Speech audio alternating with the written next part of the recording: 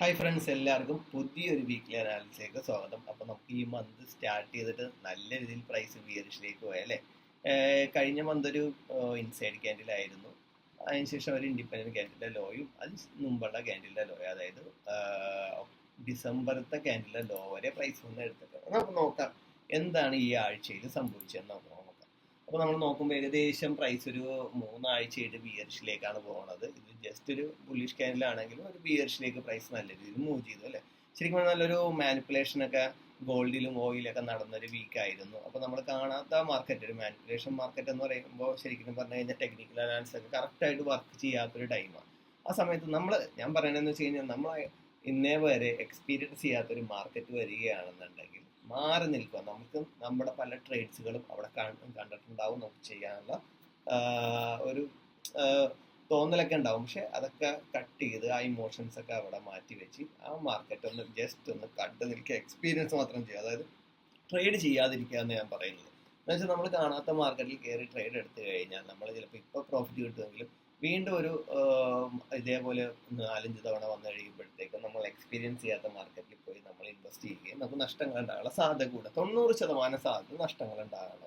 അപ്പോൾ നമുക്ക് ഈ ആഴ്ച ശരിക്കും പറഞ്ഞു കഴിഞ്ഞാൽ ഈ ഒരു വീക്കിന്റെ സെറ്റപ്പ് വെച്ച് നോക്കുമ്പോൾ നമുക്ക് വേറെ ഒന്നും പറയാനൊന്നുമില്ല. നമുക്ക് നേരെ ഡേയിലേക്ക് വരാം. ഡേയിലേക്ക് വന്നു കഴിഞ്ഞാൽ നമുക്ക് ഡേയുടെ ഒരു ഒ ബിയിൽ പ്രൈസ് വന്നു. ഞാൻ ഓൾറെഡി മെന്റർഷിപ്പ് ഗ്രൂപ്പിൽ ഇട്ടതാണ്. പ്രൈസ് ഇവിടെ നിൽക്കുന്ന ടൈമിൽ തന്നെ ഈ ഒ ബി ഫെയിലായി നെക്സ്റ്റ് ഈ ഒ ബിയിൽ വരാം. ഈ ഒ ബിയിൽ വന്ന് ടച്ച് ചെയ്ത് വളരെ ഫാസ്റ്റ് ആയിട്ട് തന്നെ കയറിപ്പോയി. അതായത് ആ മാനിപ്പുലേഷൻ ശരിക്കും പറഞ്ഞാൽ ഇൻസ്റ്റിറ്റ്യൂഷൻ്റെ ഓർഡേഴ്സ് വന്ന് പ്ലേസ് ആകുകയും ആ ഓർഡർ പ്ലേസ് ചെയ്ത് പ്രൈസ് നല്ല രീതിയിൽ തിരിച്ച് കയറിപ്പോവുകയും ചെയ്തു.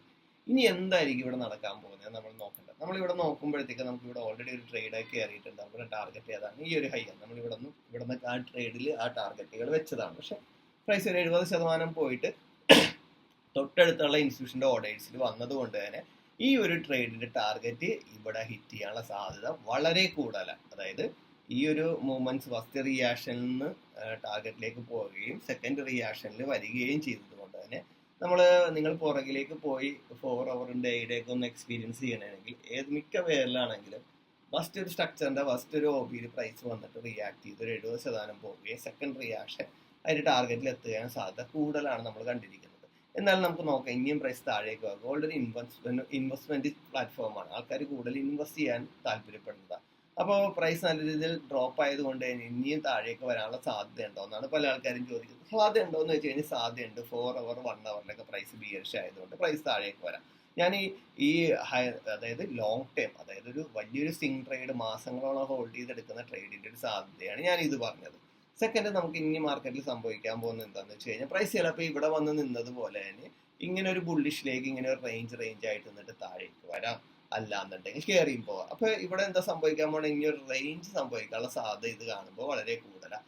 പിന്നെ നമ്മൾ ഡേയുടെ ഒബിയിൽ പ്രൈസ് വന്ന് ടച്ച് ചെയ്ത സമയത്ത് ഡേയുടെ ഒരു ക്യാൻഡിൽ നല്ലൊരു ബുള്ളിഷ് IFC ക്യാൻഡിലും സെക്കൻഡ് ഒരു ഇൻസൈഡ് ആണെങ്കിലും തേർഡ് അതിന്റെ ഹൈ ബ്രേക്ക് ചെയ്യുകയും ചെയ്തതോടെ ഈ ഒരു IFC ക്യാൻഡിൽ ബുള്ളിഷിലേക്ക് നല്ലൊരു സാധ്യത തന്നെയാണ് നമുക്ക് കാണിച്ചു തരുന്നത്.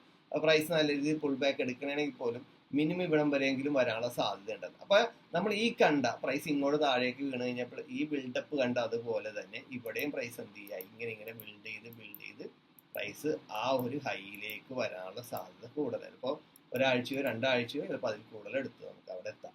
ചിലപ്പോൾ പെട്ടെന്ന് വരാം, നമുക്ക് പറയാൻ പറ്റില്ല. ഇൻവെസ്റ്റ്മെന്റ് എങ്ങനെ വരുന്നു എന്നനുസരിച്ചായിരിക്കും പ്രൈസ് എന്ത് ചെയ്യുന്നത് കയറിപ്പോകുന്നത്. അല്ല ഇത് ഫെയിൽ ആയി കഴിഞ്ഞാൽ നമുക്ക് ഒരു സ്ട്രോങ് ഒരു ബിയറിഷിലേക്കുള്ള മാറാനുള്ള സാധ്യതയും അവിടെ തെളിഞ്ഞു തന്നെ. ഡേ അടക്കം എന്താ പ്രൈസ് ബിയറിഷിലേക്ക് മാറുക.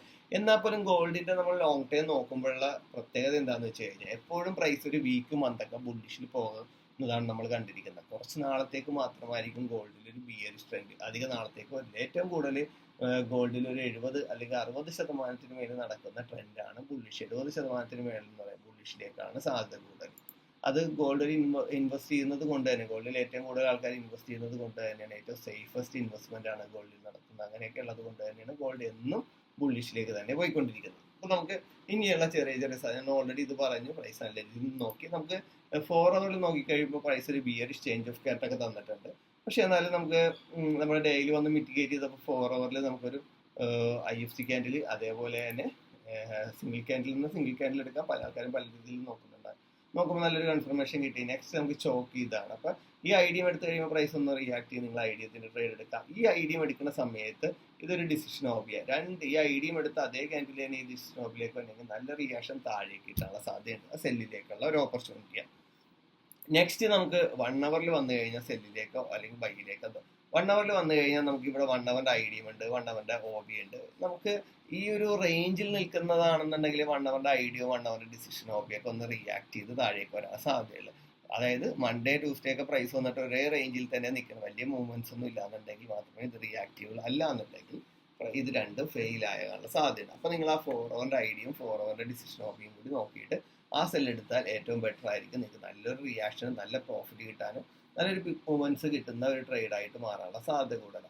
നിങ്ങൾ നോക്കേണ്ടതെന്ന് വെച്ച് കഴിഞ്ഞാൽ പ്രൈസ് ഇപ്പൊ അത് എടുക്കാനുള്ളത് കൊണ്ട് തന്നെ മൺഡേ ഓപ്പൺ ചെയ്യുമ്പോഴത്തേക്കും ചെറിയ ചെറിയ ബൈകളും പ്രീവിയസ് ലോ എടുക്കുമ്പോഴും സെക്ഷന്റെ ലോ ഒക്കെ എടുക്കുമ്പോൾ നിങ്ങൾക്ക് ബൈകൾ നോക്കാം. അതേപോലെ തന്നെ നിങ്ങൾ സെക്ഷന്റെ നോക്കിയിട്ട് ഒരു ദിവസം 2 സെക്ഷൻ ബുള്ളിഷും 1 സെക്ഷൻ ബിയറിഷും പോയാൽ 2 സെക്ഷൻ ബുള്ളിഷ് പോയാൽ ഉറപ്പായിട്ട് 1 സെക്ഷൻ ബിയറിഷും പോകും. അപ്പൊ അങ്ങനെയൊക്കെ നോക്കി നിങ്ങൾക്ക് സെക്ഷന്റെ ട്രേഡുകളൊക്കെ നമുക്ക് നോക്കാവുന്നതാണ്.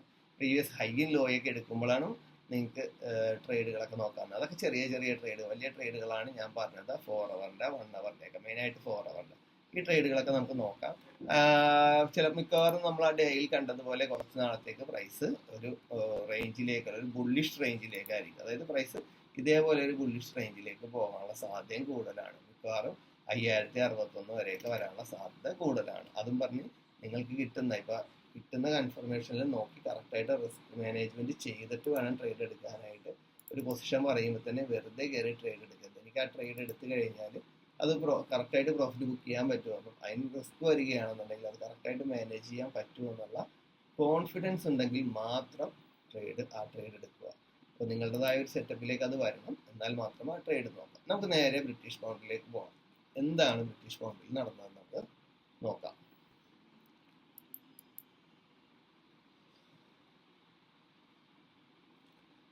ഫസ്റ്റ് തന്നെ നമുക്ക് മന്തിലേക്ക് നോക്കാം. മന്തിലേക്ക് നോക്കിക്കഴിഞ്ഞാൽ ഈ മാസം ഒരു ബിയറിഷ് ശരിക്കും പറഞ്ഞു കഴിഞ്ഞാൽ ആ വാറന്റ് അനൗൺസ് ചെയ്തപ്പോൾ മുതൽ ബ്രിട്ടീഷ് പൗണ്ട് മിക്ക കറൻസികളും തന്നെ, അതായത് ഡോളർ മാത്രമേ ഇന്ന് സ്ട്രോങ് ആയിട്ടുള്ള, ബാക്കി മിക്ക കറൻസികളും താഴേക്ക് വന്ന് ഒരു ബിയറിഷിലേക്ക് പോകുന്നുണ്ട്. നമുക്ക് നോക്കിക്കഴിഞ്ഞാൽ അറിയാം, ഒരു 4 ആഴ്ച, അതായത് ഒരു മാസമായിട്ട് പ്രൈസ് ഇതേ റേഞ്ചിൽ തന്നെ മുകളിലേക്കും താഴേക്കും പോയിക്കൊണ്ടിരിക്കുന്നത്. ഞാൻ ഓൾറെഡി പറഞ്ഞതാണ്, കറൻസികളിൽ ഹൈയും ലോയും എടുക്കും, ബൈയും സെല്ലിലേക്കും 50% സാധ്യതയുണ്ട്. ഒരേ സൈഡിലേക്ക് മാത്രം നോക്കരുത്, 2 സൈഡിലേക്കും കറൻസികൾ നോക്കിയാൽ മാത്രമേ കറൻസികളിൽ നിന്ന് നമുക്ക് നല്ല എൻട്രീസ് ഒക്കെ കിട്ടുള്ളൂ. നമ്മളിപ്പോൾ ഡേയുടെ ഇവിടെ നിന്ന് പൊസിഷനിൽ പ്രൈസ് മൂവ് ചെയ്തെങ്കിലും ഈ ഒരു ടാർഗറ്റ് കണ്ട് ഇങ്ങനെയൊക്കെ ടാർഗറ്റ് വെക്കുമ്പോൾ ആ ടാർഗറ്റ് എടുക്കാതെ പോകുക. അപ്പോൾ നമ്മൾ എന്ത് ചെയ്യണം, ഫസ്റ്റ് ടാർഗറ്റൊക്കെ ഇവിടെ ഒന്നെങ്കിൽ ഇതൊന്ന് റിഫൈൻ ചെയ്തിട്ട് വെക്കുക, അല്ലാന്നുണ്ടെങ്കിൽ ഇങ്ങനെയൊക്കെ കൊണ്ടുവന്ന് ടാർഗറ്റ് ചെയ്ത് കഴിഞ്ഞാൽ ആ ടാർഗറ്റൊക്കെ കിട്ടാതിരിക്കില്ല, കിട്ടാനുള്ള സാധ്യത തന്നെ കൂടുതൽ. അല്ലെങ്കിൽ നമ്മൾ ഓൾറെഡി ഡേയുടെ 4 അവറിലായിരിക്കും. 4 അവറിൽ നമ്മൾ നോക്കുമ്പോൾ പ്രീവിയസ് ഹൈ, സെക്കൻഡ് ഹൈ എന്ന് പറഞ്ഞാൽ ഹൈ വെക്കരുത്, ഇതേപോലെയുള്ള പൊസിഷൻസ് ഒക്കെ വെക്കുക.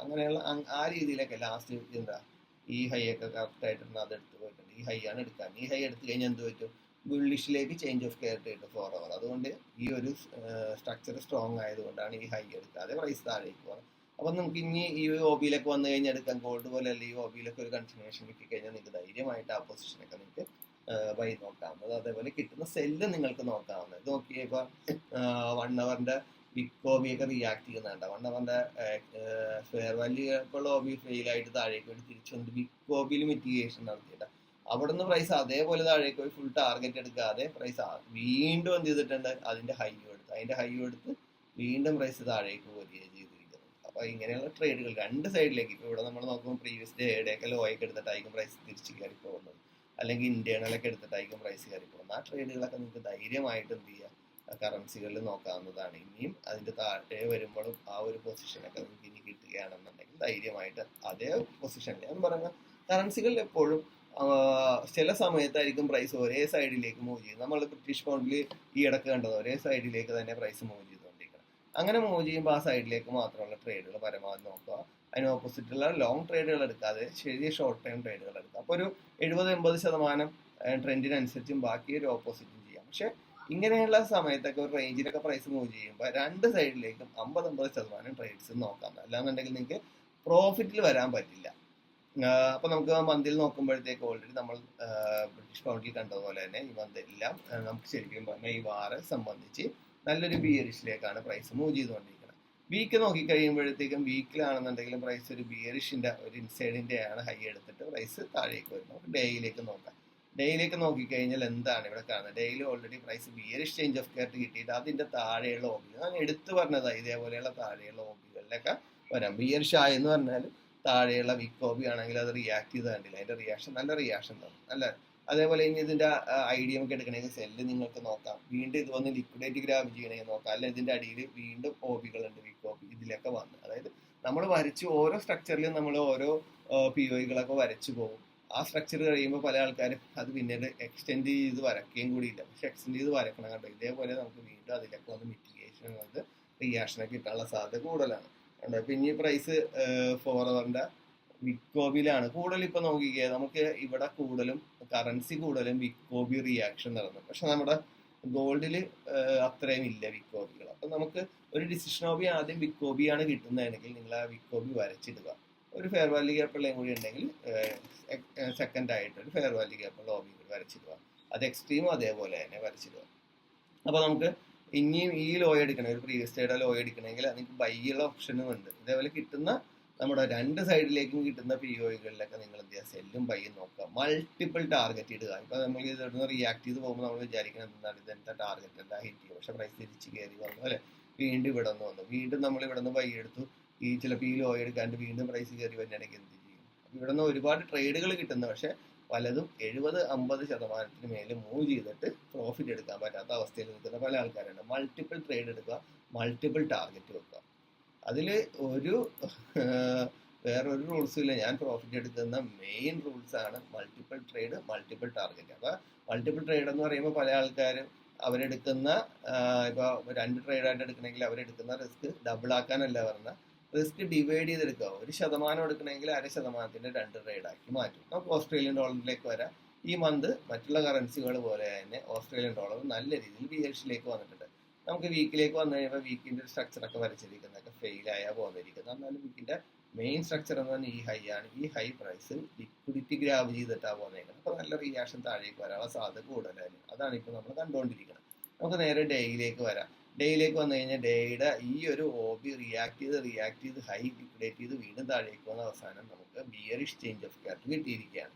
അപ്പൊ നമുക്ക് ബിയറിഷ് ചേഞ്ച് ഓഫ് ക്യാരക്ടർ കിട്ടിയെന്നും പറഞ്ഞ് ബൈ എടുക്കരുതെന്നല്ല പറയണേ. 50% ബൈയിലേക്ക് തന്നെ നോക്കുക.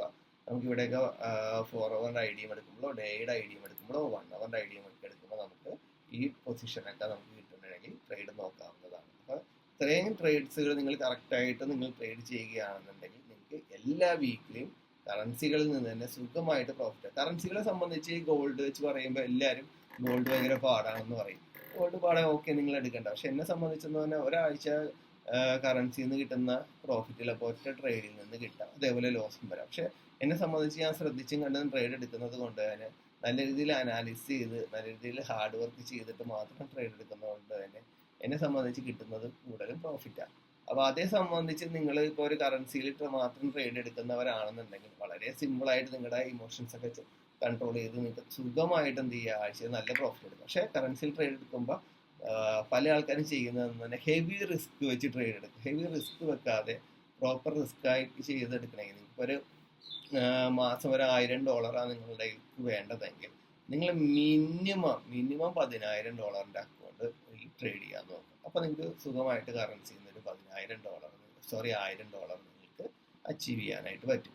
അപ്പൊ ഈ രീതിയിലൊക്കെയാണ് എടുക്കണമെങ്കിൽ കറൻസികൾ നിങ്ങൾ എടുക്കുന്ന റിസ്കിലും വലിയ റിസ്ക് വരില്ല, എന്നാൽ വരുന്ന നല്ല പ്രോഫിറ്റ് കിട്ടി പോവുകയും ചെയ്യും. അപ്പൊ എല്ലാവർക്കും നെക്സ്റ്റ് വീക്കും നല്ല രീതിയിൽ പ്രോഫിറ്റ് ഉണ്ടാകട്ടെ എന്ന് ആശംസിച്ചുകൊണ്ട് നിർത്തുന്നു. Wish you all the best.